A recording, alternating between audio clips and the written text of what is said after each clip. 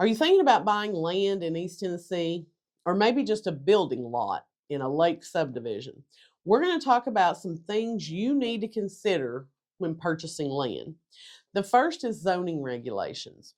So, a lot of times, property may be advertised as unrestricted, meaning when they pulled the deed, there are no subdivision restrictions that have been placed on the property. There's nothing in the deeds that references any kind of restrictions to the use of the land. So a property can be advertised as unrestricted, but it could have zoning regulations against it that prohibit certain things from happening. In the past several years, we have seen several counties enact zoning ordinances that don't allow for someone to live in a camper or RV on a property. So I know Greene County, Jefferson County, and even Hamlin County is trying to institute a new zoning ordinance with this requirement.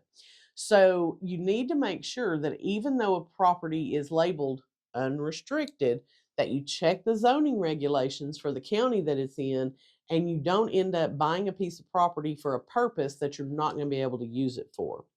The second thing you need to consider are the utilities and your access to those utilities. So, a lot of our properties here in East Tennessee are going to be in rural areas.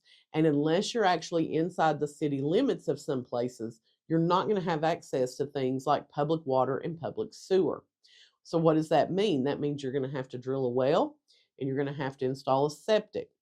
So, depending on what size property you're buying, you may want to get a perk test done before you actually close on that piece of property to make sure that it will support a septic for a 3-bedroom house. There's really no way to test a property to make sure that you're going to get water when you drill a well. I've seen contracts that come into me and they've put a well test on there, and I always call the other agent. I'm like, how exactly are you going to do a well test when the property doesn't have a well? They're not educated in selling land, so they don't know that there's really no way to be able to predict how far they're going to have to go to hit water. Okay. So you need to find out an approximation of how much those things are going to cost and factor them into the purchase of that piece of property. You also want to get a really good idea of what the property boundaries are. So, a lot of times, inexperienced agents are going to go out there, they're going to have the aerial map of the property. But if you start asking them, where's the property boundaries up here at the road? They don't have a clue. They don't know how to figure that out. And it's just not going to be a good experience for you as a buyer. So, some of the things that we do when we go out and show land, I will actually write down what the GPS coordinates are for each of those corners so that you can put that in your Google Maps or whatever app you use. You can walk to that particular coordinate to figure out where your boundaries are.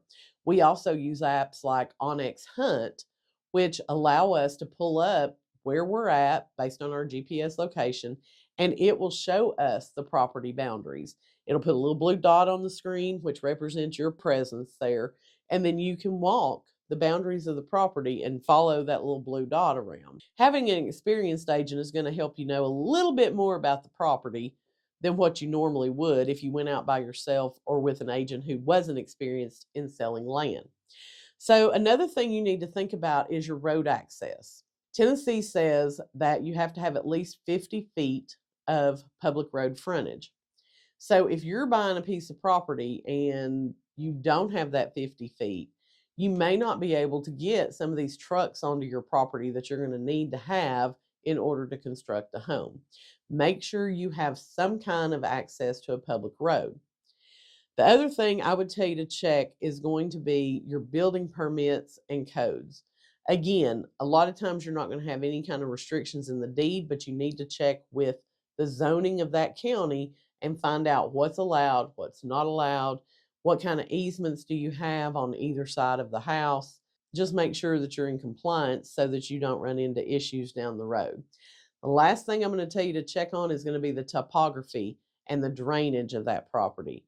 So it's real easy if you're buying a building lot and you can walk the actual perimeters. But if you're buying a larger acreage tract, odds are you're probably not going to walk that entire thing. So you want to make sure you pull up a topo map. You look for any kind of creeks, waterways, runoffs, etc., that could affect where you put your field lines for the house, where your reserve lines are for that septic, and where you're able to put a well. Now, if you're looking for an experienced agent to help you purchase land here in East Tennessee, send me a DM. I would love to help you.